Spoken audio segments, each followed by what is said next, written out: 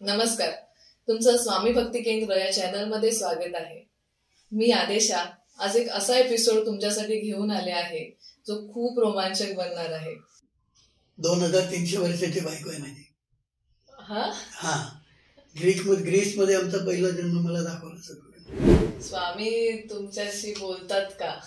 स्वामींना एक दिवस म्हटलं 736 भगवद्गीतेत त्यातला एकच श्लोक म्हणायचे. काय झालं म्हटलं, आता काय योगक्षेमं वहाम्यहम्, तर तुम्ही सगळं सांभाळणार स्वामी, आपण कशाला काय करायला पाहिजे. बसलो. मादरचो तेरे बाप का नौकर हूं मैं. तो क्या हुआ, तू क्या समझता है, तेरे को मैं खाना खिलाने वाला हूं. ऐसा इसका अर्थ नहीं है. योग बोले तो क्या मालूम है, तुझे मुझसे जोड़ने वाला जो धागा है ना, उसको योग बोलते है. तेरे में हिम्मत, तोड़ के दिखा. मैं छोड़ने वाला नहीं तेरे को. तेरी हिम्मत है तो तोड़ के दिखा. ऐकतो थोडा त्याच्यासमोर 60 फूट 2 इंच उभे राहिले. गुरुजी होते, हे होतो, आणि नृसिंह सरस्वती होते. त्या फोटोमध्ये जिवंत होते. आणि मग त्यानंतर मात्र माझी हिंमत नाही झाली हा मार्ग सोडायची. मी गुरु केले असं जे म्हणतात, म्हणजे मी बायको केली आणि घरात आणली. गुरु अशी कोणाची मालकीची वस्तू नाही. हळूहळू मला माझ्या आधीचे गुरु दाखवण्यात आले. आणि मी कुरवपूरला शिवाजीवरला बसताना तिथे कुत्रा होतो, आणि त्याने टाकलेल्या पत्रावळी मी चाटून खायचो. तो कुत्रा मला आत्ता भेटला होता 2दा. ते पूर्ण न झालेल्या पेंटिंग मधून आवाज आला, नजर से नजर क्या मिलाता है, घुटणे टेक. वर जाऊन बघतोय तर महाराजांनी उड्या मारल्या. उडी मारली खाली प्रेमने. अरे बापरे. वरची काच फुटली. सगळ्यात पेंटिंगला काहीही झालं नाही. जा आतमध्ये. मी इथून गेलो आतमध्ये, तर तिथे येशू मला दिसायचा. एवढा खराब असतो ना तो मी मरत का नाही समजत नाही. सगळ्या ज्या गोष्टी आहेत ना, आधीचे जन्म ते कसे होतात माहिती, ते समोर घडत जातात. आणि त्यावेळी डोळ्यातून अश्रू धरायला. आणि तो परत इथून वर जातो, आणि इथून दशांगुळे वरती. 8वं चक्र आहे, त्याच्याबद्दल कोणच बोलत नाही. असे देतात त्याचे. आपण काय म्हणतो, आपली अवकात नसते. अशाच तऱ्हेने दिलेल्या गोष्टी, विश्वाचं राज्य, समाजी अवस्था, ती ह्या करंट्याने नको म्हणून परत दिली आहे. अशा माणसाला काय ऐकताय तुम्ही, युजलेस फेलो. त्याने हात ठेवला स्वामींच्या समोर, लिफाफा नाही उघडला, असंच ठेवला. स्वामी विचारतात, ते तिकोना क्या किया है. ते सगळं त्रिकोणात होतं. मी म्हटलं राम राम. एक फाटका माणूस, एका गरीब देशातला एक गरीब फाटका माणूस, ज्याला भांडी घासून आपलं पोट उदरनिर्वाह करावा लागत होता, त्याच्या हातून एका प्रगत राष्ट्राची ॲटॉमिक एनर्जीची पॉलिसी ठरवण्याचं काम झालं. शक्य आहे तो हा करू शकतो का? नाही.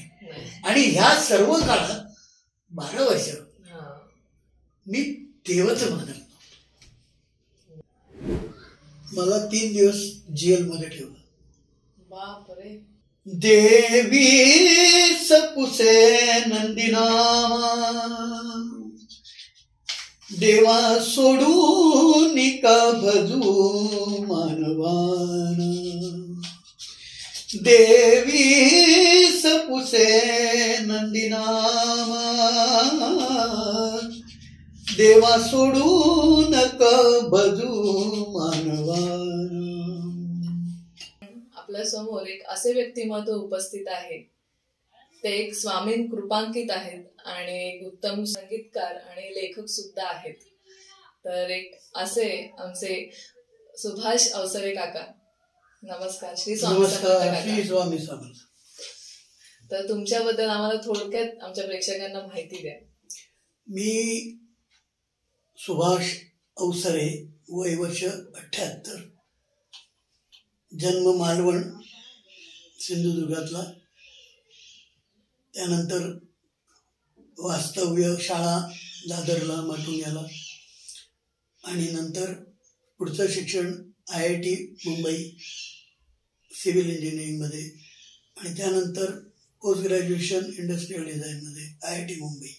तर काका, तुम्हाला मला पहिला प्रश्न हा विचारायचा आहे की तुम्ही स्वामींच्या मार्गामध्ये कसे आलात? जन्मापासूनच आलो. कारण काय माहितीये, आई वडील आध्यात्मिक होते.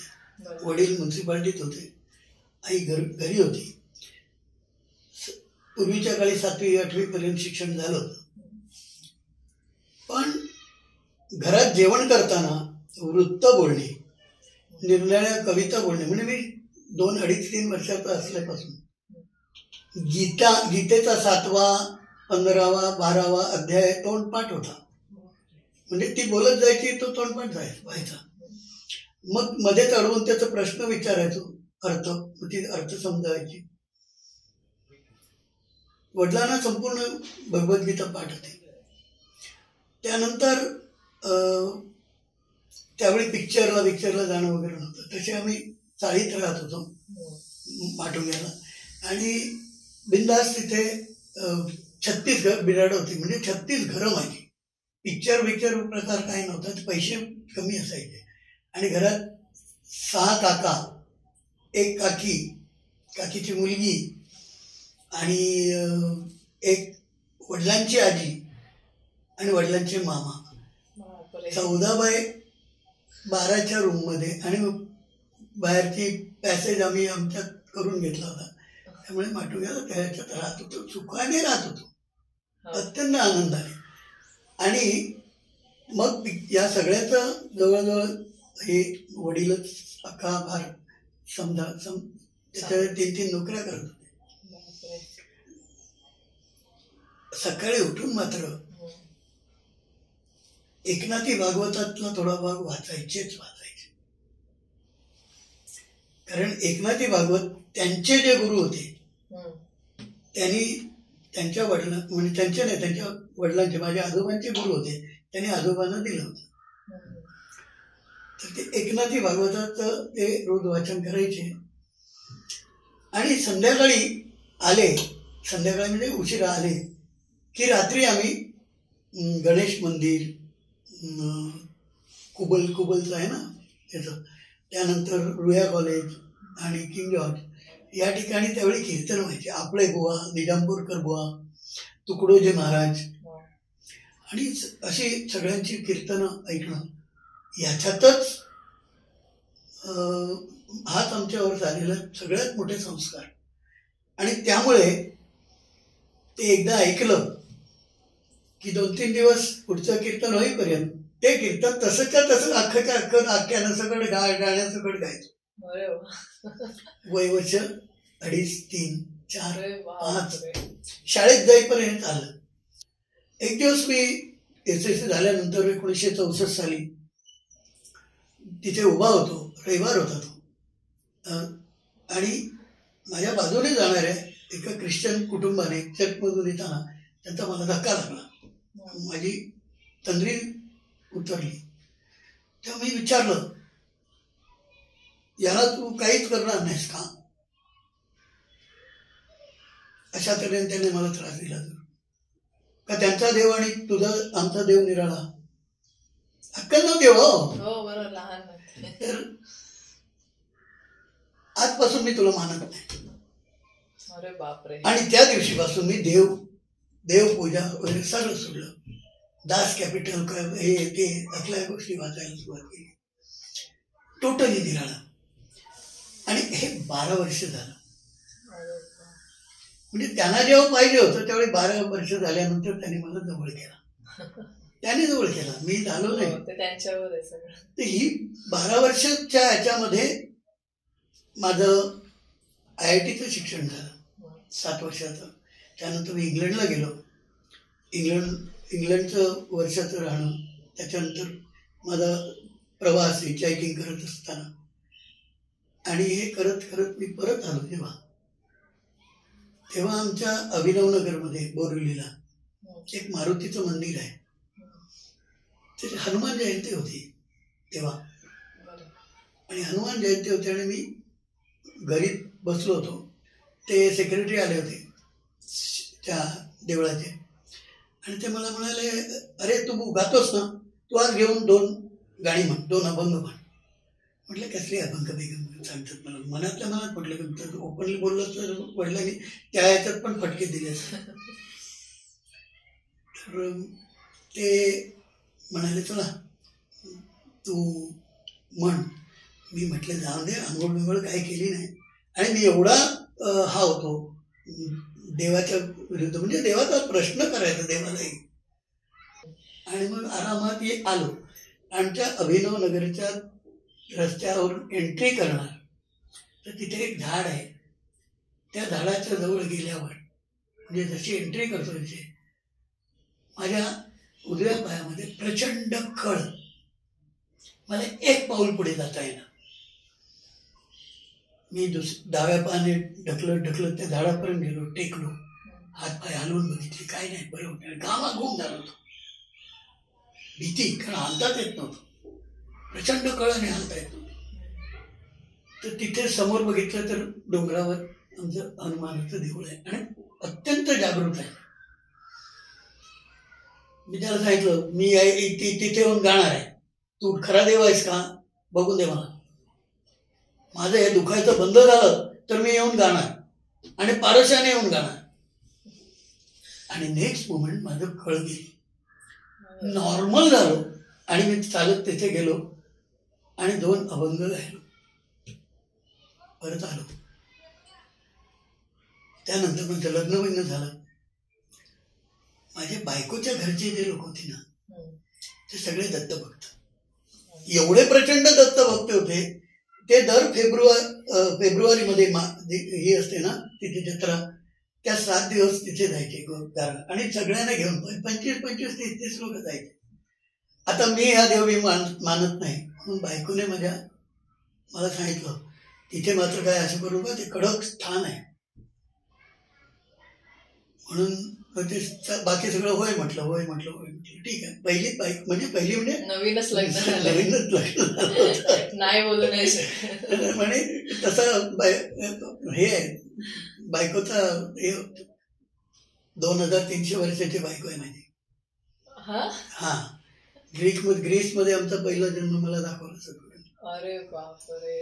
एनिवे, तर हे सगळं झालं, आणि तिथे आता या लोकांच्या ते सगळे म्हणाले, आता त्या पालखीच्या खाली झोपा. ते झोपायला लागू नये म्हणून पुढे जे पालखीच्या पुढे जो भजनी मंडळी भजन गाणारे लोक होते त्यांच्याबरोबर मी चाललोय. ड्रेस काय, हे वाढलेली दाढी, वाढलेले केस, वरती T-शर्ट सफेद रंगाचा, आणि खाली मुसलमानांचे असते त्याची कलर लुंगी.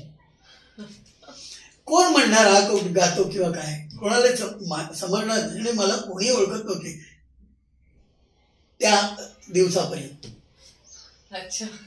आणि मी त्यांच्याबरोबर चाललोय, आणि 3ऱ्या फेरीला त्यांच्याकडून ते पालखी जे भोई होते ते म्हणाले, त्या गुरुजी होते, मेन गुरुजी, ते गुरुजी असे होते की ते बाकी क्रियाकर्म वगैरे काय करायचे नाही, फक्त देवाचं करायचे. गोविंदजी. तर मी असा लांब उभा होतो, जवळ पण नव्हतं त्यांच्या. पालखी थांबली आहे, पालखी हालत नाहीये, बघा कोणाला गायचंय ते, का थांबली बघा. गोविंदजीने असं बघितलं आजूबाजूला, ओ बुवा या. तर बुवा कोणाकडे, मी आजूबाजूला बघतोय, ओ तुम्ही लांब केसवाले दाढीवाले या. उभा राहिलो. आणि गायलो. त्यावेळी अख्ख्या गाणगापूरला माहीत झालं की हा गातो. एवढंच झालं. स्वामीनं मला याच्यात आणायचं होतं, नाहीतर असे ऍक्सिडेंट होत नाही. हो, सगळं योगायोग धर्म काय नाही, हे सगळं ते करतात वरतून असे असे असे हात सोडून. हा, कटपुली हे झालं. आम्ही 7 दिवस थांबलो, राहिलो. रोज मग एक ठरवायचो की रोज एक अभंग पाठ करायचा आणि गायचं. शेवटचा दिवस होता आणि दुसऱ्या दिवशी आम्ही निघणार परत. आणि तिथे मी सकाळी जेवलो बिलो गुरुजींच्या घरी, पूजा बिजा सगळ्या झाल्या. आणि तंबाखू खायला म्हणून मी तिथे देवळाच्या दरवाजाच्या पुढच्या बाजूला तिथे तंबाखूवाला होता, म्हणजे तंबाखूचं पानवाला होता. तर त्याच्याकडे जाणार म्हणून असा जातोय. तर त्या पानवाल्याच्या बाजूला 7.5 फूट उंच संपूर्ण असे हे लावलेला, कांबळी घातलेला, वरती सगळे एवढे रुद्राक्षाच्या भरपूर माळा, अत्यंत अत्यंत तेजस्वी, दाढी बिडी घासल्या. मी बघितलं त्याच्याकडे, बघवे ना, तिथल्या तिथे मला लघवीला लागलं, घाम फुटला. अशी नजर होती 100 फुटावरून, एवढीच प्रचंड नजर होती. माझी नजर खाली गेली. थोड्या वेळाने भीत वर केलं तर तो उठून देवळात जात होता, दरवाजातून जात होता. मी लगेच धावलो. बघितलं तर तो ऍक्च्युअली देवळाच्या गाभाऱ्यात जात होता. म्हणून मी तिथपर्यंत गेलो, पण तिथे काहीच दिसलं नाही मला. सगळे भटजी बसले होते. घरी आलो तर गुरुजींना विचारलं, म्हटलं असं, अरे महाराज असता काय म्हणताय? म्हटलं हो. परत गेलो. त्या भटजीने विचारलं, इथून असे असे अशा वर्णन.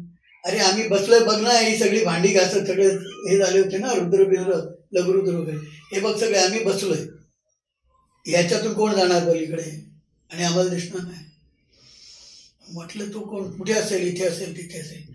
मी जवळजवळ संपूर्ण त्यानंतर दुपारची गोष्ट 1:30 वाजला होता.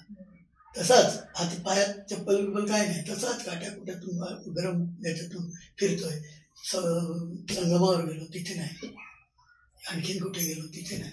तर आमची सगळी फॅमिली रूमला ताळं लावून देवळात चल कुठे चाललास, आंघोळ बिंघोळ सकाळी झाली होती ती, संपूर्ण अंग घामाने भिजलं होतं, पाय मी सगळे मातीने वागले होते.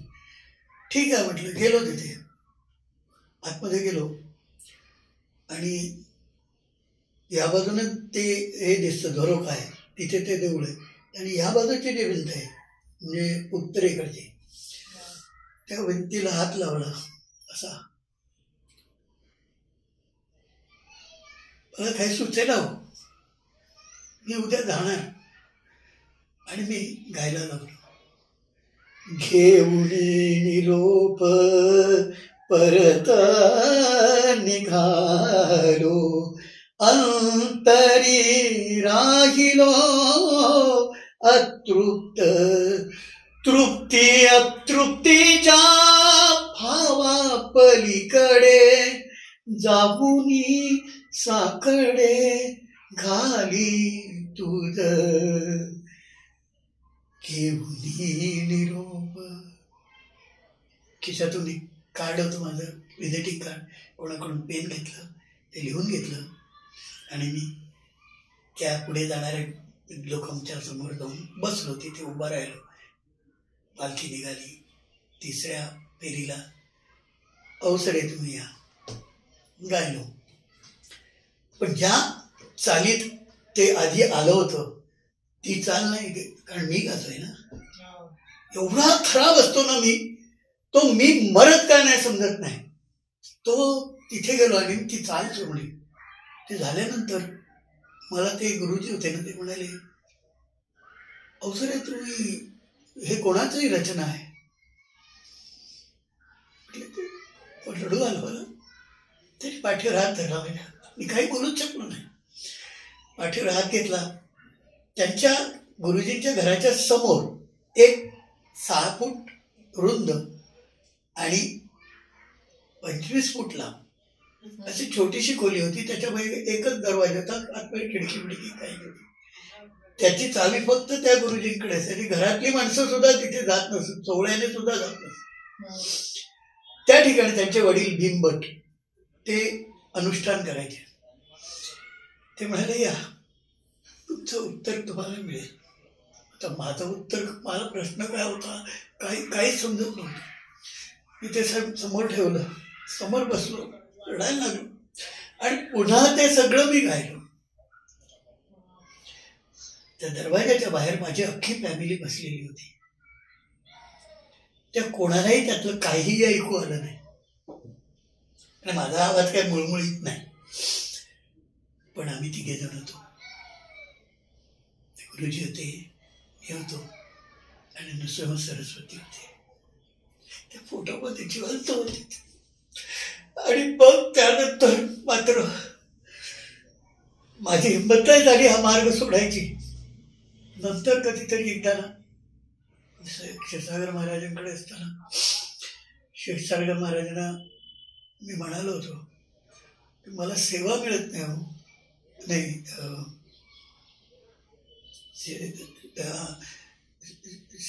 क्षीरसागर महाराजांना म्हणाला, मला सेवा मिळत नाही. सेवा म्हणजे काय माहित आहे का? समोर हजर झाले. कारण क्षीरसागर महाराजांची एवढी ही होती की ते नगरला आणि मी कुठेही जगात असेल ते डायरेक्टली येऊन बोलायचे, डायरेक्टली हजर व्हायचे समोर आणि जाणवायचं ते आले. आणि त्या पहिल्यांदा त्यांनी गाणी द्यायला सुरुवात केली. ते मग सांगतो. तर क्षीरसागर महाराजांना एकदा विचारलं,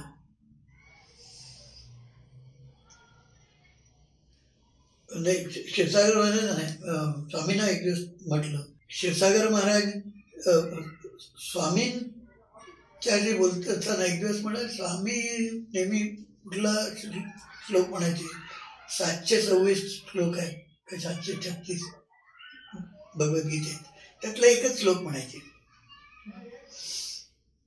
काय झालं म्हटलं, आता काय योगक्षेमं वाम्यहम्, तर तुम्ही सगळं सांभाळणार स्वामी, आपण कशाला काय करायला पाहिजे. बसलो. मादरचो तेरे बाप का नौकर हूं मैं. तो क्या हुआ, तू क्या समझता है, तेरे को मैं खाना खिलाने वाला हूं. ऐसा इसका अर्थ नहीं है. योग बोले तो क्या मालूम है, तुझे मुझसे जोड़ने वाला जो धागा है ना, उसको योग बोलते है. तेरे में हिम्मत, तोड़ के दिखा. मैं छोड़ने वाला नहीं तेरे को. तेरी हिम्मत है तो तोड़ के दिखा. काहीच थोडा त्याच्यासमोर 7 फूट 2 इंच उभे राहिले. तर त्यानंतर मात्र मी या लाईनीत आलो, रुजू झालो. एक्सपिरियन्स तुम्ही तुमचा मोठा दिला आणि खरंच जेव्हा तुम्ही सांगत होते माझ्या अंगावर काठे आले. इतकं सुंदर एक्सपिरियन्स होता काका तुमचा. बरं, पण आता ह्या सगळ्या याच्यामध्ये तुम्हाला गुरु कसे भेटले तुमचे? गुरु चालत येतो. अच्छा, चालत येतो. आम्ही शोधून गुरु मिळत नाही. मी गुरु केले असं जे म्हणतात, म्हणजे मी बायको केली आणि घरात आणली. गुरु अशी कोणाची मालकीची वस्तू नाही. गुरु ही अशी शक्ती आहे ज्याच्यापासून जग निर्माण झालं. खरंच आहे. म्हणजे जेव्हा काहीच नव्हतं, सूर्य चंद्र तारे काही नव्हतं, नुसतं काळोख होता, प्रकाशाचा ठिणकाही नव्हता. त्या काहीच नसलेल्याला जेव्हा वाटलं की मी आहे, तेव्हा विश्वास जो आहे मी आहे हा, तोच गुरु. ते गुरूंचं मूळ स्वरूप आहे. आणि ज्याला ते स्वरूप जाणवलं आणि जो त्या स्वरूपाशी एकरूप झाला त्याला शरण गेला, त्याच्यात विलीन झाला. तो गुरु पदाला गेला. तेव्हा असे गुरु पदाला गेलेले लोक भेटणं ही सोपी गोष्ट नाही. माझा सद्गुरू भेटल्यानंतर हळूहळू मला माझ्या आधीचे गुरु दाखवण्यात आले. अच्छा.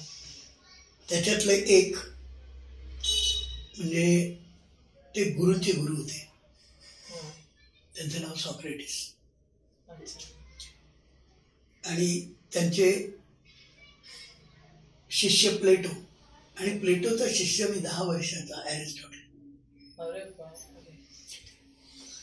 आणि जेव्हा सॉक्रेटिसना शिक्षा झाली मृत्यूदंडाची, तेव्हा तो विषाचा पेला राजाने पाठवलेला तो त्यांना द्यायला कोण ठरवे ना. मला तर काही अक्कल नव्हती, अजूनही नाही म्हणा, पण मला अक्कलच नव्हती. मी आपला घेतला आणि तो त्यांना दिला. सॉक्रेटिस ते प्याले आणि म्हणाले, जगात सगळ्यात जर अंतिम सत्य आहे ते मृत्यू आहे, आणि त्याबद्दल मला जे काही गुरु म्हणून सांगायचं आहे ते मी तुम्हाला सांगणार मरेपर्यंत. आणि त्याप्रमाणे त्यांनी केलं. त्याच्या आधी त्यांनी मला बाजूला बोलवलं आणि सांगितलं, हे सगळे म्हातारे ते जाणार नाहीत, पण मृत्यू ह्या विषयावर सगळ्यात जास्ती अभ्यास हिंदमध्ये झालाय. तू हिंदमध्ये जा आणि तो अभ्यास कर. मी ठीक आहे म्हणालो, पण भीती वाटली. रस्त्यात सगळे रानटी टोळ्या आहेत वगैरे. अरे जी गोष्ट शिकायला जायची तिची भीती वाटून काय उपयोग आहे. मला भीती काय, ते लोक मला ठार मारतील. म्हणजे जी गोष्ट शिकायची त्याच्याबद्दल भीती वाटणार नाही. मोठा झालो, मला एक शिष्य होता, तो तिथे राजा झाला. त्याचं नाव अलेक्झांडर. त्याला मी म्हटलं, तुझ्याबरोबर मी येतो. अरे कशाला गुरुजी, मी जातो तिथे आणि भारत जिंको आणि तुम्हाला आणायला माणसं पाठवतो. तो गेला, तो आलाच नाही. आणि त्यानंतर माझे अनेक जन्म सद्गुरू सॉक्रेटिसांच्या आशीर्वादामुळे भारतात झाले. त्याच्यातला एक कुत्र्याचा होता. अरे बापरे. आणि मी कुरवपूरला श्रीपाद शिवरला बसताना तिथे कुत्रा होतो, आणि त्याने टाकलेल्या पत्रावळी मी चाटून खायचो. तो कुत्रा मला आत्ता भेटला होता 2दा. मी कुरवपूरला नदीत बसून माझं सकाळची मानसपूजा करत होतो. त्यावेळी एका कुत्र्याने येऊन मला संपूर्ण चाटलं. मी घाबरलो. मला वाटलं का सुचर बिसर आली की आवाजाने डोळे उघडले, त्याचा कुत्रा येऊन चाटत होता मला आणि निघून गेला. तोच कुत्रा मला अक्कलकोटला भेटला.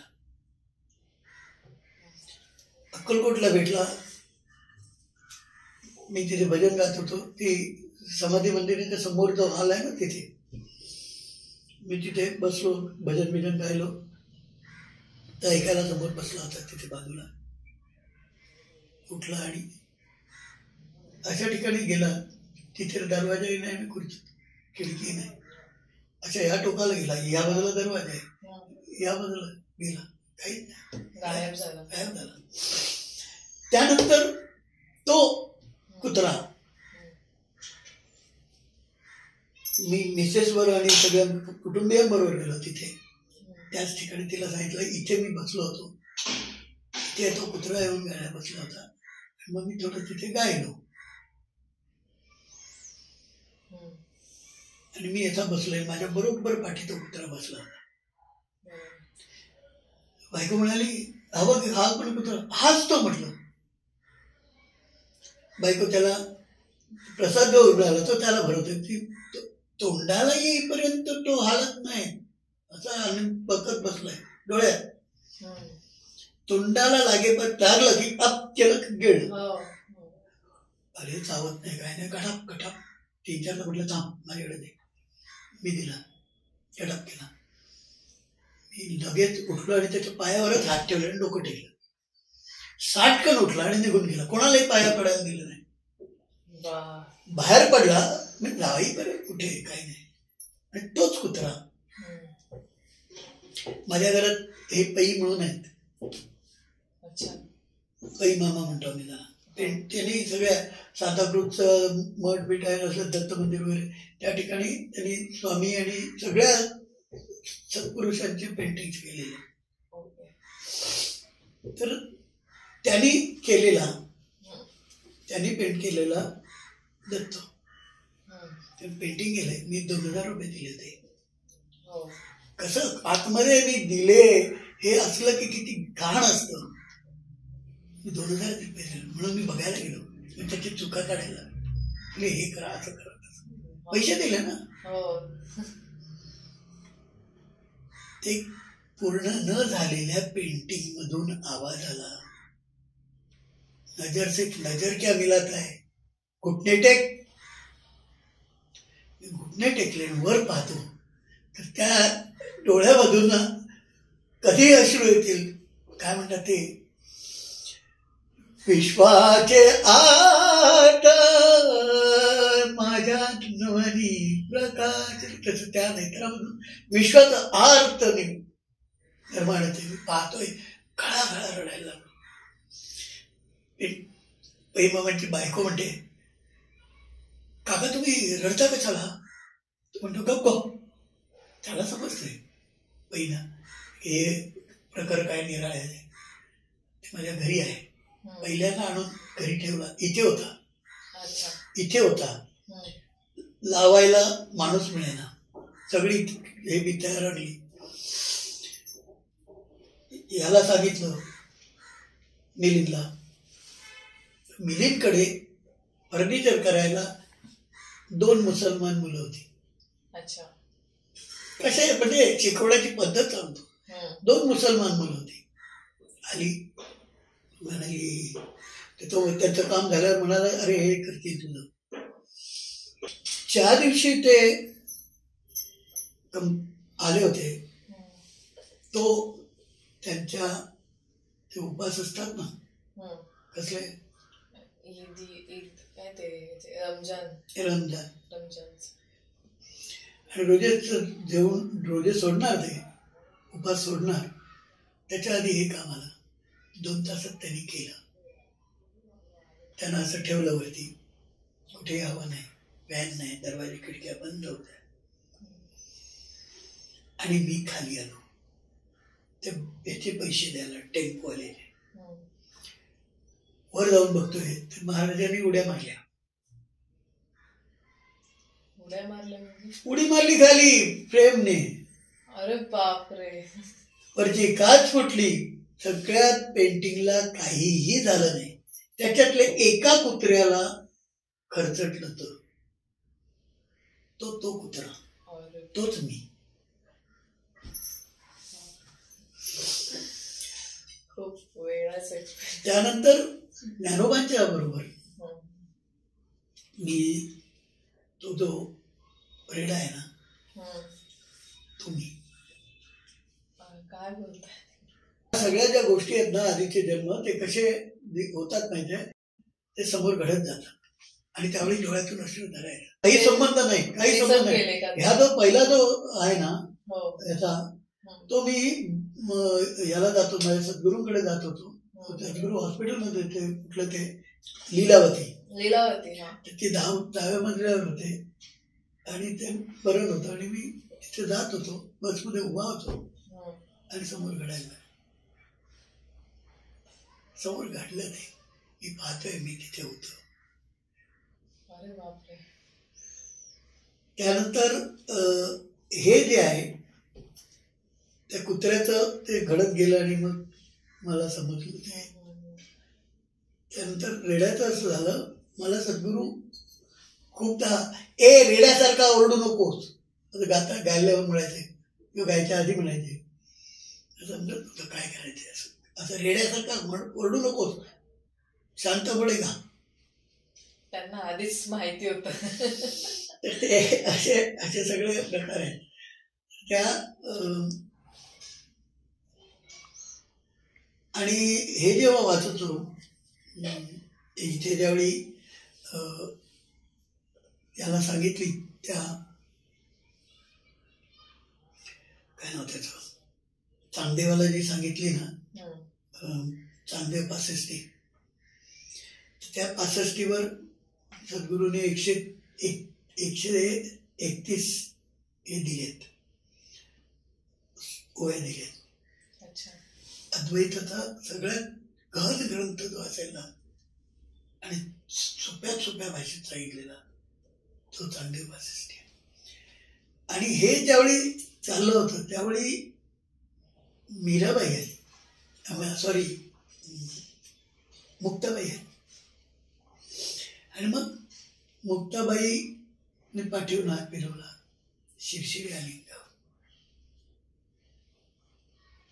तिला विचारलं, म्हटलं त्याला नाव काय ठेवलं होतं तू? त्याला ज्ञानाच नाव दिलं. मी दादाला विचारलं, दादांना विचारलं, हो म्हणायच्या, दादांना विचारलं ज्ञानदादांना, ते म्हणाले अगं तो रेडा कसा बोलला? ते म्हणाले मी त्याच्यात उतरलो ना, मग आपण त्याला काय नाव देऊया? तुमचं नाव दिलं चालेल? चालेल ना, काय झालं? एका प्राण्याला, रेडा म्हणजे यमाचा वाहन, त्या प्राण्याला आपलं नाव देण्याची ताकद फार मोठी गोष्ट. आणि जोपर्यंत मी तिथे त्यांची समाधी आहे ना, याला नगरहून खाली ते घाटाकडे उतरताना तिथे गाव आहे, तिथे त्यांची समाधी आहे. तिथे जाऊन त्या समाधीचं दर्शन घेईपर्यंत हे क्लिअर होत नव्हतं, त्यावेळी क्लिअर झालं. आणि त्यांनी मला मुक्ताई मला अनेकदा भेटली आणि पाठीवरून हात फिरवलं. म्हणजे समजतं म्हणजे पाठीवरून हात फिरवलं. ज्या तऱ्हेने ज्ञानोबादा त्यांनी माझ्या पाठीवर असं खायला कोण देत नव्हतं. ती आधीची खूप गोष्ट आहे ती. असाच रोडलेला होतो, कोण खायला देत नव्हतं. त्यांनी असे माझे कंगोरे होते ना, असे मणके, असा असा असा असा टंग टंग टंग टंग करत गेला पाठी. जसा झाला तर सर आली आणि मी बोलायला लागलो. हे तर ते जे आधीचे आहेत. त्यानंतर एक दिवस मी यायला होतो कुठे, तुळजाभवानीकडे.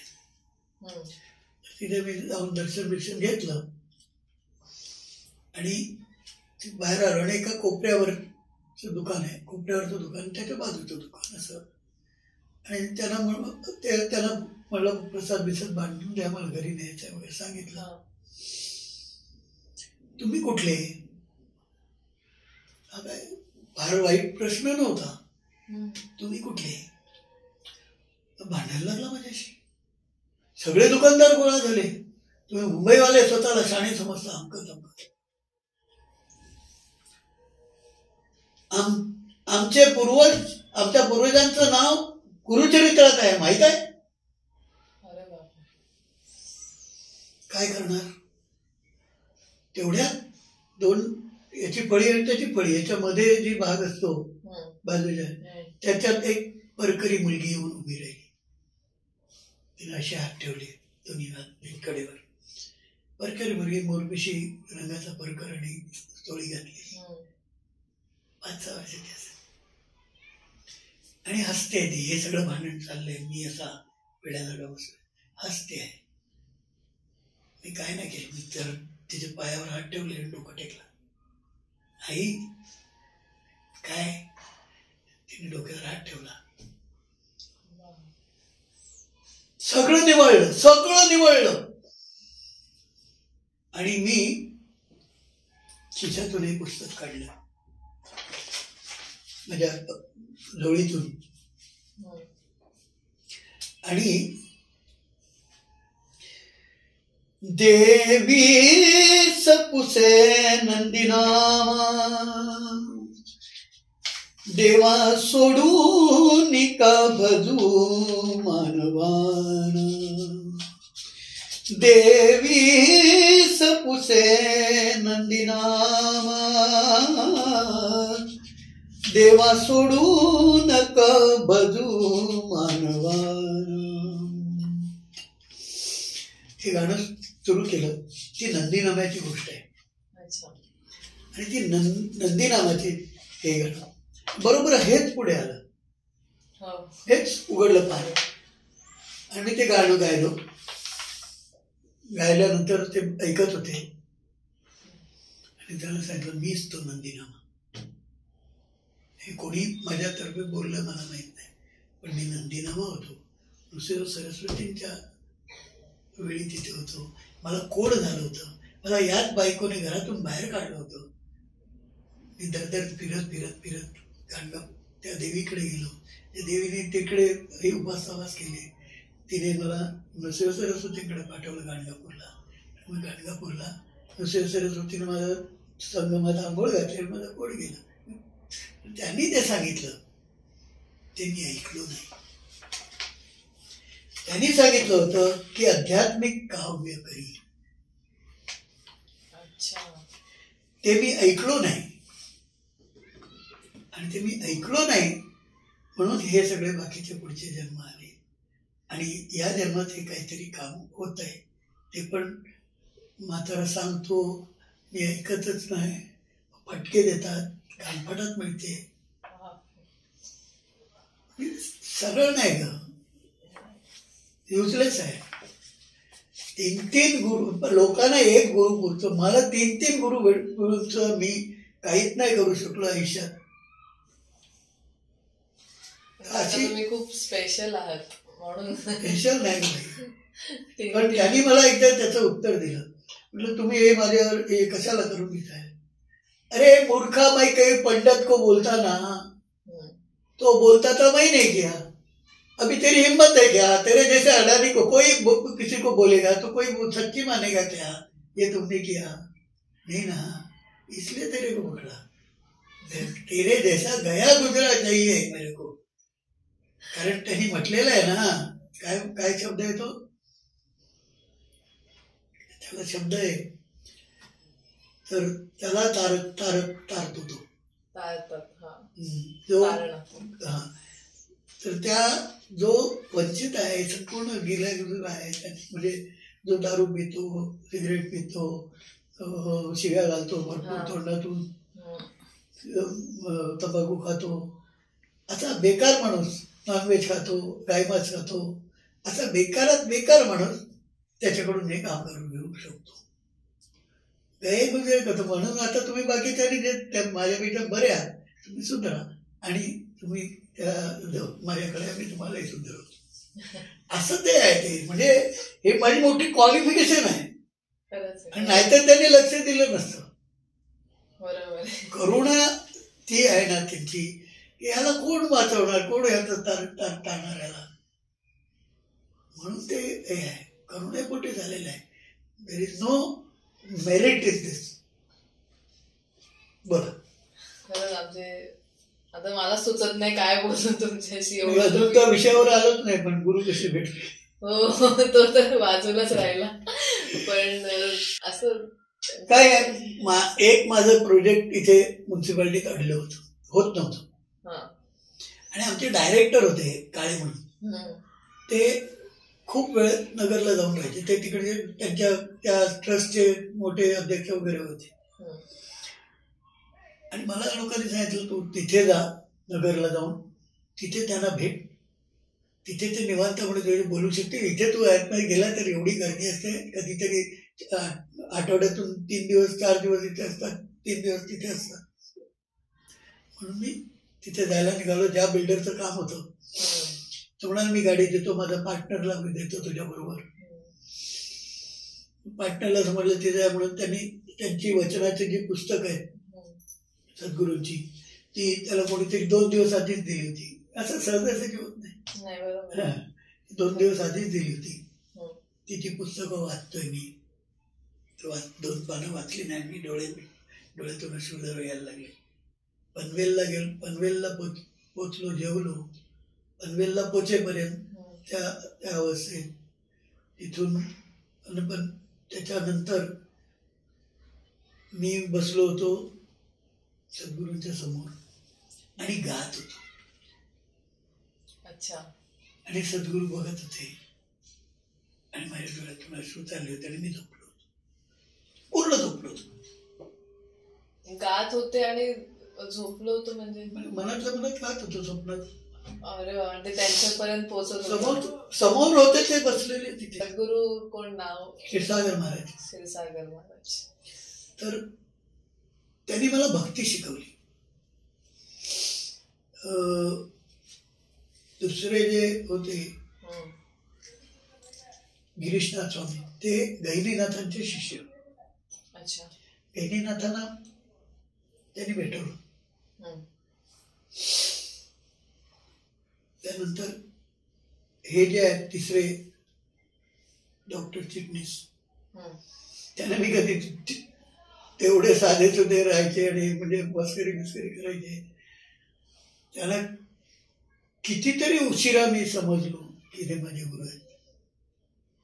आणि हे तिन्ही गुरु तुमच्याकडे स्वतःहून आलेले म्हणजे सांगतो ना आता. तर ते त्यांचं जे काम होतं त्याच्यासाठी मी तिथे गेलो आणि त्यांनी काळेसाहेबांनी मला त्यांना भेटवलं. भेटल्यावर त्यांनी सांगितलं तू आधी हे करून ये मग ये. गेलो, जाऊन आलो. गुरु म्हणजे काय, नाव कसं आलं असेल, काय गुरु म्हणजे काय, असं काहीतरी डोक्यात त्यांनी विचार घातला आणि मग उत्तर कानावर दिलं. गुरगुरु आहे ते इथे गुरु, जो गुरगुरतो तो गुरु. मला समजे ना काय ते. तसाच उठलो. खिशात 22 रुपये होते. मी इथून दादरला गेलो. दादरला पुण्याचं तिकीट काढलं. तिथून मी नगरला गेलो तरी ते पैसे माझ्या खिशात होते. खरंच माहित नाही काय होतं ते. तेवढेच 22 रुपये होते. तिथून मी नगरहून त्याच्या याच्याकडे जायचं तर एक गुरुबंधू, ते मला मी ओळखत नव्हतो पण ते मला ओळखत होते. ते म्हणाले चला तुम्ही गुरुदेवांकडे चालला. चला गेलो. तिथे जाऊन असे सगळे प्रकार. आणि मग तिथून येताना दुसऱ्याने मला पुण्यापर्यंत आणलं गाडीने. तिसऱ्याने मला मुंबईचं तिकीट काढून बरोबर घेऊन गेले. 22 रुपये खिशात होते.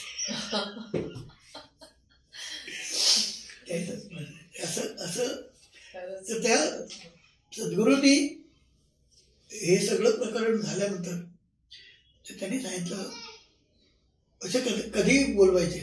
आणि मग त्यानंतर त्यांनी मला टेलिपॅथिकली माझ्याशी बोलायला सुरुवात केली. म्हणजे ते तिथे आणि मी इथे परवाणीने. अरे वा, कसं म्हणजे ते थोडं सांगा. थोडं हे सांगितलं ना गुरु हे जे आहे ते तेच गुरु आहे. हे तुम्ही बोललात का? हो आम्हीच बोललो. तुमच्याशी अजूनही बोलतात का ते? असं गुरु हा कधीच जात नाही. त्यांनी 99 साली समाधी घेतली. अच्छा. आणि ही सगळी पुस्तकं जी आहेत ना ही त्याच्यानंतर लिहिली गेली आहेत. हे आहे दशम स्कंद भागवताचा. त्याच्यावर जवळजवळ 126 गाणी आणि 750 ओव्या आहेत. त्याच्यानंतर त्यांनी याची ऑर्डर कुरवपूरला झाली. त्याच्यानंतर मी ऐकत नव्हतो. मला 3 दिवस जेलमध्ये ठेवलं. बापरे. असं माझीच जमीन चिटर लोकांनी घेतली. पैसे नाही दिले पुढचे. त्यांचं ॲग्रीमेंट कॅन्सल केलं. त्यांनी माझ्यावरच केस टाकली पोलिसला पैसे देऊन. आणि 4 दिवस आतमध्ये ठेवलं. 4थ्या दिवशी मी बाहेर पडलो. पण त्याचं आणि ह्याचं काय म्हणजे लिंक आहे? मला समजलं की बाबा तू काम करत नाहीस, तुला सोपी नाही आहे. त्यानंतर मग एकादशी स्कंद हातात घेतला. कारण एकादशी स्कंद म्हणजे एकनाथी भागवत. अच्छा. आणि त्याचं नाव आहे, याचं नाव आहे लीलाख्यान. आणि त्याचं नाव आहे भक्तिसार. ते याच्यापेक्षा मोठे आहे. त्याच्यात 305 गाणी आहेत आणि 3,500 ओव्या आहेत. त्याच्यातलं एक गाणं असं आहे, अलगद मस्तक ठेवूनी आपुल्या चरणी वाही अली म्या काया. बैठकीची लावणी आहे हे म्हणेपर्यंत ती बैठकीची लावणीच आहे. अलगद मस्तक ठेवूनी आपुल्या चरणी वाही अली म्या काया. माझे हट्ट पुरवा हट्ट पुरवा हट्ट पुरवा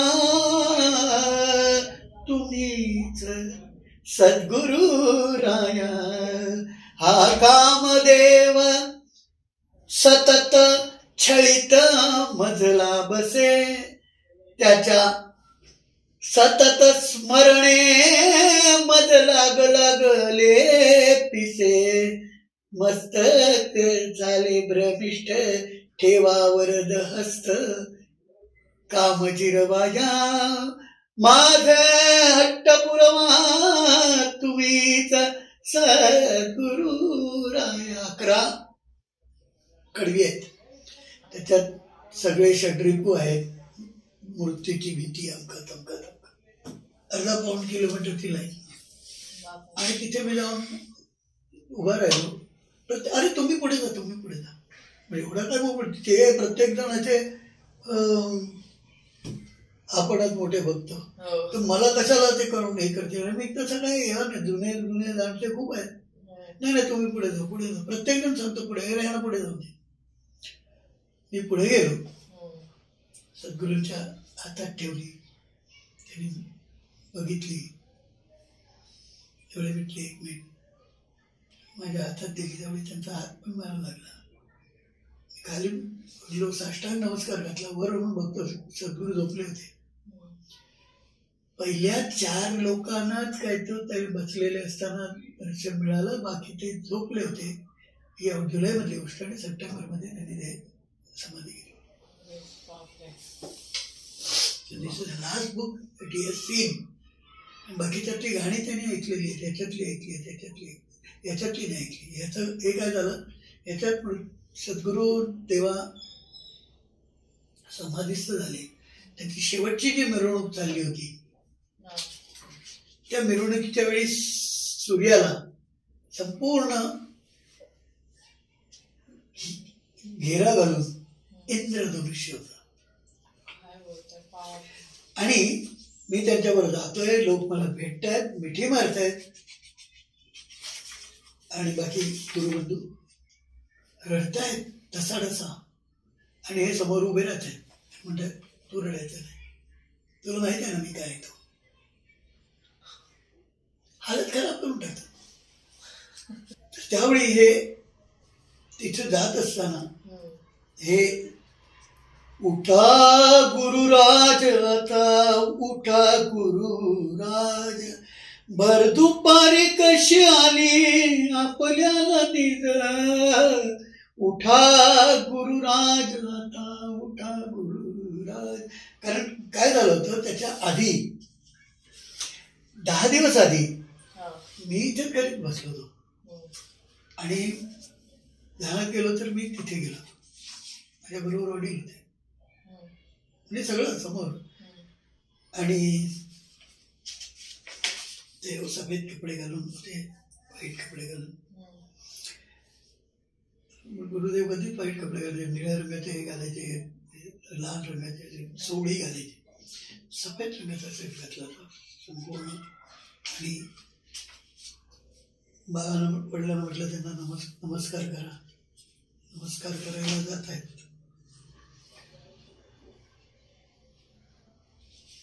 तर हे ते घाला तृप्त बघायचे घालून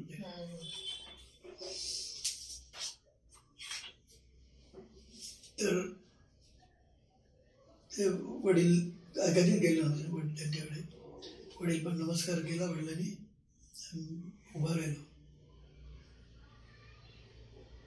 मला समजत नव्हतं याचा पित्याचं काय देतं काय काय देतं काय. तुला माहित नाही? तुला तुला मी सांगितलंय सगळं 10 दिवसापूर्वी. तुझा नाही कोणी जगी, तुझा नाही कोणी रे, देवासी स्मरावे तोही तुझा नाही रे, तुझा नाही कोणी जगी, तुझा नाही कोणी रे. माझे ठाई सर्व मीही सर्वा ठाई, तुला तरी तुझा कसा म्हणू सांग रे, तुझा नाही कोणी जगी, तुझा नाही कोणी रे. गुरु रूप मीच शिष्यामध्ये मीच असे त्याच्यातील प्रेम भाव रे, तुझा नाही कोणी जगी, तुझा नाही कोणी रे. तेव्हा अद्वैत गुरु रूप जे आहे ना ते अद्वैत आहे. गुरु म्हणजे परमेश्वर आणि मी हे निराळे नाहीत, एकच आहोत. अशा अवस्थेला गेलं की मीच संपूर्ण जगभर भरलेलो आहे. आणि गुरु म्हणजे काय तर या काहीच नसलेला झालेला विश्वास. तेव्हा पहिल्यांदा त्यांनी जरी सुरुवात केली तरी नंतर त्यांनी हळूहळू गुरुचं रूप फाईन फाईन फाईन फाईन समजवायला शिकवायला सुरुवात केली. आणि ते आणि आमचे मला भेटण्यापूर्वी आमचे गिरीशनाथ स्वामी जे होते ते बाल स्वरूपातच हे होते. बाल स्वरूपातच ते अवलिया होते जन्मजात. कारण सोहिरोमानाथ आंबीर हे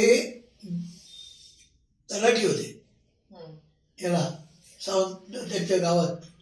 आणि सावंतवाडी राजा होता. त्याने आधी एका अशा तलाठ्याला आणि एका भक्ताला झोपडीत म्हणजे छळ करून मारला होता. तर एक दिवस यांना बोलवलं सगळे हिशेब बिशेब घेऊन.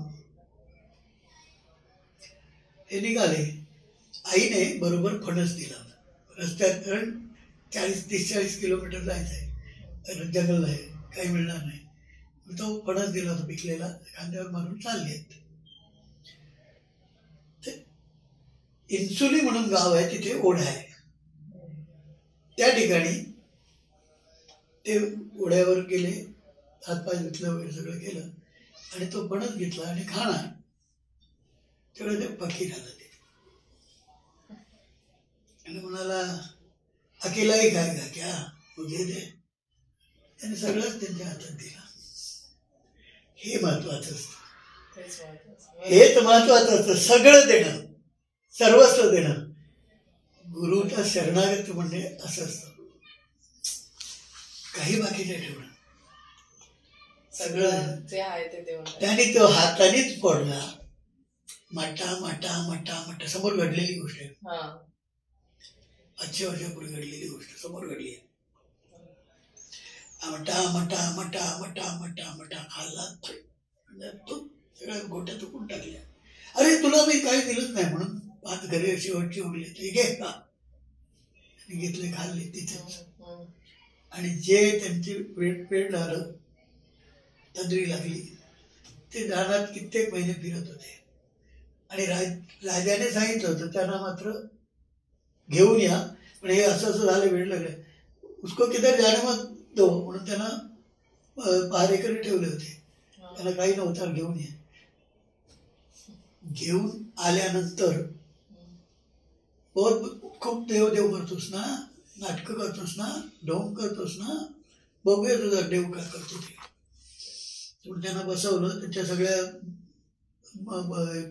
त्या घेऊन आले होते, हिशेबाच्या वह्या ठेवल्या. वरती गवताची झोपडी होती तिला. आणि तिला आग लावली. बापरे. संपूर्ण झोपडी जळून गेली, संपूर्ण चोपड्या जळून गेल्या. त्यांच्या अंगावरचे चिंधीला सुद्धा काय नाही झालं. कुठले त्याकडे गेले राजाकडे, मी तुझी नोकरी सोडली, आता मी नाही राहत, आणि निघून गेले. ते गहिनीनाथांचे शिष्य नाथपंथी. हरिभजना वीण काळ घालवू नको रे, हरिभजना वीण काळ, ती त्यांनी लिहिले. ते महाजी शिंदेचे गुरु. महाजी शिंदेला पानपत मध्ये त्यांनी वाचवलं. त्यांच्या पाठी सोजीर लागले होते, यांच्या पायात भाला शिरला होता आणि प्रचंड वेदना होत होत्या. आणि ते हे पठाण लोक लागले होते, बघतून लोक ते पाठीला येत आहेत पुन्हा धावत चढत चढत एका डोंगरावर गेले. त्या डोंगराच्या पुढे खाई होती आणि इथे एक छोटासा खड्डा होता. ते तिथे बेशुद्ध होऊन पडले आणि घोडा तिथपर्यंत गेला त्या दरीच्या इकडे, तिथून परत फिरला. त्याच्या पाठवून ते लोक आले बघायला. म्हणजे घोडा अकेला आहे म्हणजे मेला असणार, पुढे तर दरी आहे, तो पडला आणि मेला म्हणून ते परत गेले. ह्याने जाऊन त्याच्या सैनिकांना बोलवलं, सांगितलं काय झालं, कुठे आहे, चल दाखवतो. मग त्यांना घेऊन आले आणि मग ह्यानं नेलं परत. त्याचा पाय कापावा लागला, सेफ्टी झालं ते महाजी शिंदेचा. तर त्यावेळी आल्यावर पहिले बसले होते तिथे दरबारात. हा असं झालं ना, हा आता लवकर तयार व्हा, आपल्याला खूप मोठं काम आहे आणि तुझ्यावर सगळी जबाबदारी आहे. विश्वाची आणि मराठ्याची पुढची पिढी 2 पिढ्या कापल्या गेल्या, तुझ्यावर जबाबदारी आहे, उभा राहा. आणि त्यांचं कार्य महाजी शिंदेचं काय असे देतात त्याचे. आपण काय म्हणतो ते आपली अवकात नसते. अशाच तऱ्हेने दिलेल्या गोष्टी, विश्वाचं राज्य, समाज व्यवस्था, ती ह्या करंट्याने नको म्हणून परत दिली आहे. अशा माणसाला काय ऐकताय तुम्ही, युजलेस फेलो. तर हे सगळं झालं आणि त्यांनी असे 3 गुरु. ज्यावेळी बाबांना मी भेटायला गेलो ते काय झालं होतं, त्यांनी एक प्लॉट घेतला होता नेरळला आणि ते देऊळ बनवायचं. तर देवळाचा मोठा हे आर्किटेक्ट आहे पार्ल्याला, दाभोळकर म्हणून. ते दाभोळकर मेले ना, त्यांचा पुत्र आहे. सगळं टोटल निघालं आहे. हे देव करणार, ते देवाच्या विरुद्ध. एक भाऊ होता तो माझा गुरु, कशात, वनस्पतीशास्त्र. आता तुम्ही जे द्राक्ष खाता महाराष्ट्रात पिकलेली, ते द्राक्षाचे इथे होतील हे सांगणारा आणि ते करून घेणारा त्या तिकडच्या गावठी अशिक्षित माणसांकडून प्रयोग करायला लावून ते दाभोळकर. ते माझे शेतकीतले गुरु. हा, तर हे गुरु झाले हे. आणि असं कितीतरी मी तसे ड्राईव्ह करत निघालो. थोड्या वेळाने ते गेलं. तुम्हाला दर्शवण्यात आलं ते. मग मी इथे आलो पुढे होतं जाऊन, त्यांना सांगितलं बाबा आता मी काय सांगितलं त्याप्रमाणे करत जा. हाताने ते त्यावेळी कॉम्प्युटरच्यावर नव्हतं, त्या हाताने ते करायच्या. असं कर याच्यावर हे कर. आणि प्लॅन बघितला तर ते कोळिष्टक होतं आणि असं बघितलं तर ते देवळाचं. तो अख्खा प्लॅन बनवला, लिफाफ्यात ठेवला. चर्मिरोला बाबांकडे गेलो, हा घ्या, काय केलंस, त्याला विचारा काय केले त्यांनी. असा म्हणजे सांगतो ना, तिरसट युजलेस माणूस, कोणाशी कसं बोलावं काय अक्कल नाही. ते गुरु माझे मला कळले नाही, 5-6 वर्ष कळले नाही हे माझे गुरु आहेत म्हणून. शेवटी 2002 साली टेंबे स्वामींनी सांगितलं म्हणून त्यांनी मला दीक्षा दिली. कारण गीतेवरचं कार्य चालू होतं. त्यांनी आज ठेवला स्वामींच्या समोर, लिफाफा नाही उघडला, असंच ठेवला. स्वामी विचारतात ते तिकोन तिकोना क्या किया है, ते सगळं त्रिकोणात होते. मी म्हटलं राम राम. तर त्या स्वामींच्याकडे आता तो प्रश्न कुठला, स्वामी तुमच्याशी बोलतात का? एक गोष्ट तुम्हाला सांगतो, स्वामींना मी कानाने ऐकत नाही. अच्छा. स्वामींना मी कानाने ऐकत नाही. सद्गुरूंनी मला जे सांगितलंय ना ते आता सगळ्यांनाच सांगतो. आपली जीभ अशी असली ना की त्याला वैखरी म्हणतात, आपण बोलतो ती जीभ अशी असते त्याला मध्यमा म्हणतात. जीभ अशी असताना आपल्या समोर पहिल्यांदा शब्द रूप तयार होतं. आणि जीभ अशी जेव्हा असते अशी, त्यावेळी ह्या ठिकाणी याचं मध्य हे जिभेचा सेंटर जो आहे इथे कुठेतरी असतो आतमध्ये.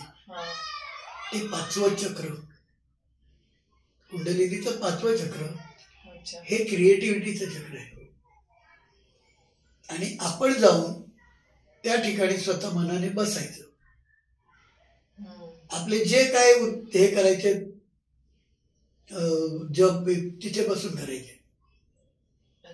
मी आपण म्हणतो, कारण स्वामीने एक दिवस आहे ना,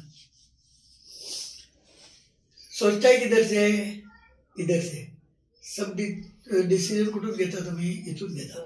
मग मी काय करतो, ते काय आहे, हे 7 चक्राच्या कुंडलीतलं मधलं चक्र आहे. म्हणून तू मी इथे आहे असं वाटतं. मी म्हणजे कुंडलिनी, मी म्हणजे कुंडलिनी. आणि कुंडलिनी काय आहे तर इळा आणि पिंगळा हे 2 फेऱ्या मारतात. इलेक्ट्रोमॅग्नेटिक हे आहेत त्यांची इलेक्ट्रिसिटी जी आहे ना तो फोर्स 10⁻⁻27 म्हणजे नॅनोच्या नॅनो म्हणजे 10⁻⁹ त्याच्या नॅनोच्या नॅनो हा तो त्याच्या आतमध्ये जी असते. आता ह्या त्या प्रवाहाला सुषुम्नेला तयार करतात की सुषुम्ना आपल्यापासून ही फील्ड निर्माण करते हे सांगता येत नाही. पण प्रत्येक सेलमध्ये, प्रत्येक पेशीमध्ये बॉडीमधल्या त्या जातो ते सांगणं, तो काय त्याच्यात निरोप दिलेला असतो तो जातो आणि प्रत्येक पेशीकडून तो परत येतो, येस आय ॲग्री, आणि तो परत इथून वर जातो आणि इथून दशांगुळे वरती. 8वं चक्र आहे, त्याच्याबरोबर कोणच बोलत नाही. पण मुक्ताईने सांगितलं होतं की तो 8व्या चक्रात जाऊन बसायचा चांगला. ती जी होती विक्रमादित्याची बायको होती, तिचं नाव मुक्ताबाई होतं. तिला गोरक्षनाथ भेटले. तिला नाही, याला याचं राज्य कुठपर्यंत होतं, मक्केपर्यंत होतं. या बाजूला चायनाच्या पलीकडे काय ते वरती आहे ते मंगोलियापर्यंत होतं. मंगोलिया ते मक्का एवढ्यापर्यंत आणि ते खाली इंडोनेशिया वगैरे वगैरे एवढं विक्रमादित्यचं राज्य होतं. आणि सतत लढाया करत असायच्या. तर एक दिवस गोरक्षनाथ त्याला भेटले आणि म्हणाले काय चालवलंय वेड्यासारखं, कधी संपणार हे, आणि मग स्वतःसाठी काय करणार, करायला पाहिजे, मला 6 महिने द्या. 6 महिन्यानंतर ठीक आहे मी येतो, 6 महिन्यांनी थांबायला तयार आहे. ते आले 6 महिन्यांनी. हे कुठेतरी लढायात लढत आहेत. बरं ते नसताना त्यांची मुक्ताबाई म्हणून जी बायको होती भट्टराणी, ती लढाया करायची, न्याय द्यायची, सगळी कामं करायची. तिच्या हातामध्ये चांगली चांगली राजदंड चावी सगळं तिच्याकडे.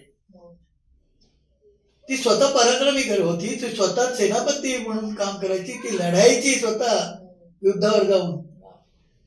तर अशी मुक्ताबाई ती घरी आले म्हणाले, मी त्याने मला 6 महिन्याने ये म्हणून सांगितलं होतं. मी 6 महिन्याने आलो. त्याला माझ्या गुरुनी काहीतरी द्यायला सांगितलंय. तो कुठे आहे? तो म्हणजे कुठेतरी आहे असे युद्धावर, तुम्ही राहा. त्यांनी महिनाभर त्यांची सेवा केली. सगळं राज्य सरबार अमक तमक सगळं सांभाळून त्यांची सेवा केली. त्यांना कधीच वाटू दिलं नाही की ही माया इथे जवळ नाही. कसं केलं असेल? एवढी ब्रिलियंट बाई होती. त्या ठिकाणी आले, हे गे म्हणाले, आता मी तुझ्या सेवेवर खुश आहे. ते त्याला द्यायला जे आणलं होते ते तुला देतो म्हणून डोक्यावर हात ठेवला. सगळ्यावरची माया सुटली. आणि त्यावेळी विक्रमादित्य आला, त्यावेळी फक्त साधं वस्त्र घातलं होतं. ते जिरे टोप वगैरे सगळं दागिने काही नाही. हातात फक्त होते. हे घे तुझा दंड, हे तुझं चावी, हे सगळं घे. मी निघाले. अरे पण काय करते? तुला द्यायला जे आणलं होतं गोरक्षनाथाने ते त्यांनी मला दिलं. आता मी चालले. आणि चालत चालत निघून गेली. तर आमचे एक मित्र होते, ते रिटायर झाले होते स्टेट बँकेतून ऑफिसर म्हणून. ते तिला शिकवायचे, तिचे विषय फुकटमध्ये. आणि त्या माणसाला मी कधीच आयुष्यात अरे नाही म्हटलं, कधीच नाही. आणि मी तिथे बसलो त्यांच्या घरी. तो शिकून निघत होता आणि लंगडत होता. ए नाबरा, स्वामी भक्त ना तू? मालवणी. माहिती लंगडत की त्या इकडे पाठीत धपाटा मारला. चल सरळ चल. आणि ते सरळ चालले. त्यांचं दुखणं बंद झालं, ते नॉर्मल झाले. आणि कुठेतरी मला वाटलं की मी कारण त्यांचा स्वामीवर भरोसा म्हणून स्वामीने हा देव वापरून ते काम केलं. तिथे काय दलाली करायची आहे? झालं. दुसऱ्या दिवशी उठलो आणि माझा हा पाय दुखायला लागला. हा पाय दुखायला लागला. मी लगडत चालायला लागलो, काठी घेऊन चालायला लागलो. अशी 2-2.5 वर्ष झाली. एक दिवस मध्ये एक साईट होती, तिथून मी निघालो आणि एका रिक्षाला हात केला इथे येण्यासाठी. 9 रुपये रिक्षाचं भाडं होतं त्या मिनिमम त्यावेळी. आणि किती वर्षापूर्वी ते बघ. तर म्हातारा रिक्षावाला होता. तो मला म्हणाला, तुम लगड़ते क्यों? तुम चर्च में आओ, मैं यीशु को प्रार्थना करता हूँ, आपका ये ठीक हो जाएगा. तो मी त्याला सांगितलं, नाही रे बाबा, ही मला शिक्षा आहे, पनिशमेंट आहे. ते माझे भोग भोगलेच पाहिजेत मला. असं झालं होतं. तो काय बोलला नाही. त्याने मग आपली गोष्ट सांगितली. तो हिंदू आहे. तो जादूगिरी करायचा. ते हे खातात ना, सोड्स खातात, ट्यूबलाईट खातात, चावून तसले सगळे प्रयोग करायचा. त्यात प्रयोग करायचा. त्याला त्रास झाला, तब्येत खराब झाली. मग तो येशूकडे शरण गेला. पण तो हिंदूच. त्याने जर पत्ता सांगितला, इथे दौलतनगरमध्ये राहतो. मी तिकडच्या सगळ्या अनेक जणांना विचारलं, अशा आता कोण रिक्षावाला आहे का? कधीच भेटला नाही. तो आला. त्या सभेच्या समोर जे गेट आहे ना आमचं, तिथे मला सोडलं. तिथे त्या बिल्डिंगमध्ये माझ्या मिसेसची लॅब आहे. तिथे आम्ही राहायचो खूप वर्ष. ते लोक तिथे राहायचे. मी इथे बसून रात्री 11 ते 5 म्हाताऱ्याचं काम केलं. तर तिथे मी त्याने सोडलं. मी त्याला पैसे दिले आणि तो एक सुटा 1 रुपया याला पटपाटी हात दिला. मी घेतला. त्याने माझा हात धरला. माझी एकच रिक्वेस्ट आहे, तुम्ही इथेच बसा, मी इथेच तुमच्या येशूला प्रार्थना करतो. मग त्याने डोळे मिटले, मी पण डोळे मिटले आणि माझ्यासमोर येशू उभा राहिला. कारण मी येशूला 4 वेळा आधी 3 वेळा आधी भेटलाय. अच्छा. येशूच्या बरोबर डेव्हिड म्हणून एक माणूस होता, त्याचा शिष्य. ज्यावेळी येशूला पकडलं आणि त्याची वरात काढली त्यावेळी तो जे 5 जण पळून गेले त्याच्यातला एक तो. आणि पुढे जाऊन त्याने अनेक जन्म घेतले. वेश्येचा पण एक जन्म घेतला. त्याला सगळं भोगावं लागलं. शेवटी तो इंडियामध्ये आला. त्याने अंड्यात अनेक जन्म घेतले. त्यानंतर तो परमहंस योगानंद झाला. आणि परमहंस योगानंद झाल्यानंतर पुढचा जन्म त्याने घेतलाय तो एक हे आहे, स्टेनो आहे BMC मध्ये. तो पण शिरसाट महाराजांचा भक्त. आणि आम्ही एकत्र एका ठिकाणी मेडिटेशन शिकायला जायचो. आणि त्यावेळी तो पास्ट लाईफ मध्ये जायचा आणि मग काय काय बडबडायचं ते रेकॉर्ड करायचे लोक. अरे किसके साथ बात करताय. आणि 3 तासाचं 4 तासाचं आम्ही घेतलेलं असायचं ना तो हॉल. पुढचे प्रोग्रामवाले यायला लागायचे. हा प्रेतासारखा पडलेला बाहेर येत नाही. तेव्हा मी दत्तकुरांना म्हटलं असं असं आहे. म्हणाले जा ना, मी लिगावेचे असताना तुला शिकवलंय.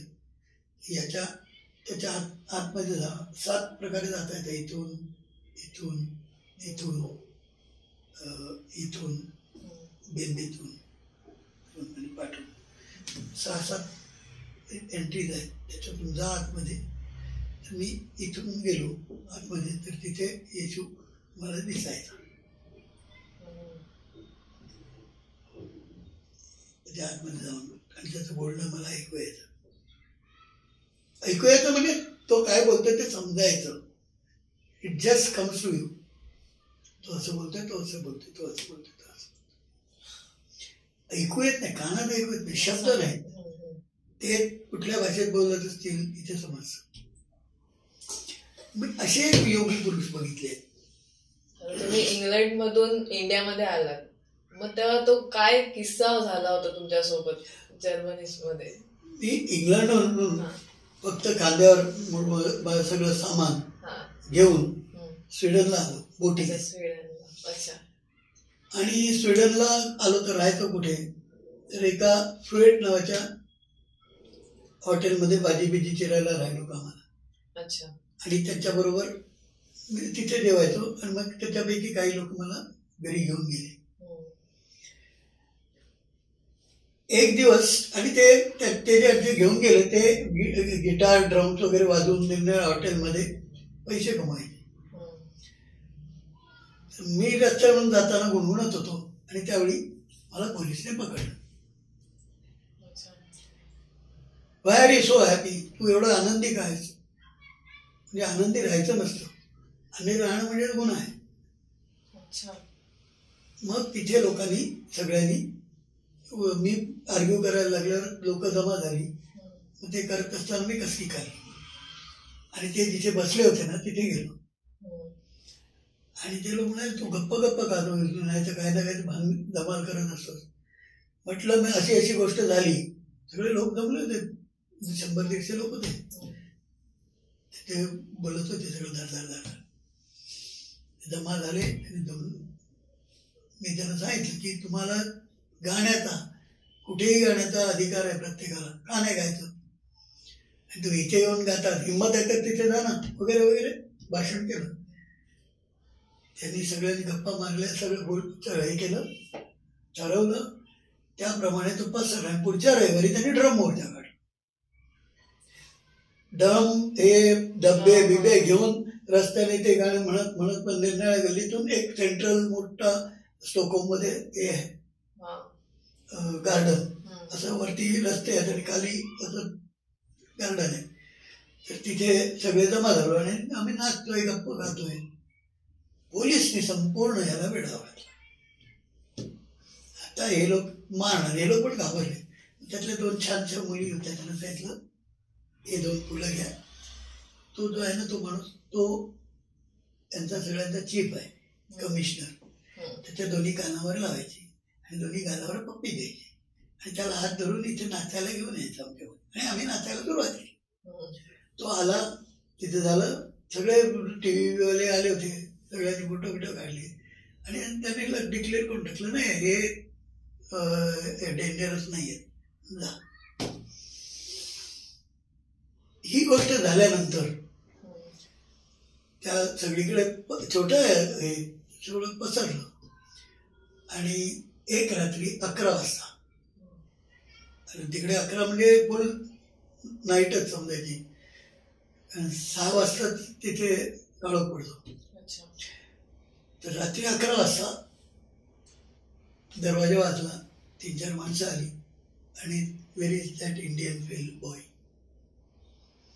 म्हणजे बाकी सगळे म्हणाले त्यांची गेस्टोपो आहे, त्यांची जी स्पेशल पोलीसची जी आहे सावाक ते असणार. म्हटलं जाऊया तर आम्ही पण येतो. बरोबर गेलो तर एका मोठ्या तळघरामध्ये 2-3 हजार माणसं राहतील एवढ्या मोठ्या तळघरामध्ये मीटिंग चालली होती. 300-400 माणसं जमली होती आणि निर्णय वक्ते भाषण करत होते. एक म्हातारा माणूस मला म्हणाला, हे स्वीडिशमध्ये म्हणताय डू यू ऐकलं मी, do you what do you want to say add. म्हटलं नाही, मला पटत नाही. का? हे जे इथे ॲटॉमिक इथे करणार आहेत ते तुला पटत नाही. म्हण हो, हे फक्त एवढंच सांगतात की चेर्नोबाईलमध्ये रेडिओ ॲक्टिव्हिटी ही झाली आणि ते फुटलं आणि अमकं ते एका माणसाला देतील नोबेल प्राईज आणि तो त्याला सांगतील हे बोल, ते म्हणतील यांना अक्कल नाही, मी याच्यातला जाणकार आहे आणि असं काही होणार नाही, आमची टेक्नॉलॉजी सुपिरियर आहे. काय करणार? मग काय करावं? म्हटलं तसं नाही आहे. हे असं आहे की 4 दिवस आधी एक छोटीशी पुस्तिका मिळाली, ती गव्हर्नमेंटने पब्लिश केलेली, त्याच्यात सगळं स्टॅटिस्टिक्स होतं. म्हटलं हा उत्तर ध्रुवाच्या बाजूला अशी 200 किलोमीटर 400 किलोमीटरवर 600 किलोमीटर एक 100-150-200 किलोमीटरची पट्टी आहे, त्याच्यात युरेनियमचे साठे आहेत. अशा 2000 किलोमीटरचा पट्टा स्वीडनमध्ये आहे, उत्तर ध्रुवाच्या पासून 3 याच्यामध्ये. अमेरिकन लोकांना तो वापरायचा आहे म्हणून त्यांनी त्यांच्याकडे मागितलं, त्यांच्या पार्लमेंट यायला गेलं, त्याच्यावर चर्चा चालू होती. आता ते जर काढलं तर त्याच्यापासून इलेक्ट्रिसिटी बनणार. स्वीडनची टोटल लोकसंख्या 1.5 करोड त्यावेळी, आणि त्यांच्याकडे इलेक्ट्रिसिटी एवढी होती की ती याला पाण्यापासून होणारी ती जर्मनीला, इटालीपर्यंत सगळे युरोपमध्ये सगळीकडे ते द्यायचे. ती ट्रान्झॅक्शनमध्ये 40% लॉस व्हायचा, म्हणजे स्वस्त देऊया म्हणून द्यायचे. पण ते वाद चालू असायचे, कमी करा करा. आता ही जर इलेक्ट्रिसिटी इथे तयार झाली ॲटॉमिकची, तर ते लोक ते पाठवले तर ती तर महाग आहे. ही महाग जर इलेक्ट्रिसिटी इथे तयार झाली तर त्यांना ती परवडणार नाही, मग ते घेणार नाहीत. मग ती इथेच संपवण्यासाठी इथे कारखाने काढावे लागतील, आणि इथे कारखाने काढायला ते चालवायला बाहेर देशातून, इंडियातून, पाकिस्तानमधून, इथून तिथून माणसं आणावी लागतील. आज तुमची संख्या 1.5 करोड आहे, ती 5 करोड झाली त्यांची बाहेरून आलेली आहे, तर तुम्हाला कोण विचारतो? हा प्रश्न तिथे मांडला. ते सगळ्यांनी त्याला बोलवलं आणि त्यांच्या स्टडीजमध्ये संपवलं. असं म्हणतो. ते पुस्तक बघितलं सगळ्यांनी, हे म्हटलं हे आपलंच पुस्तक आहे, असं म्हटलं फक्त इंग्लिशमध्ये. सगळं झालं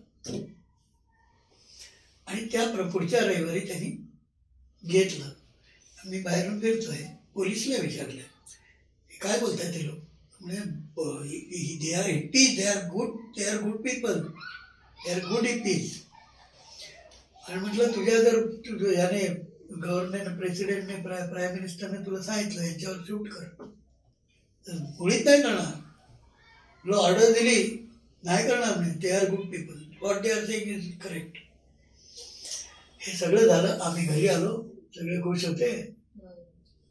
आणि त्यांनी सांगितलं, अरे तू त्यांना सांगितलं तेच बोलले सगळे 25 एक काहीतरी वक्ते होते, सगळं ते सेम गोष्ट बोलली.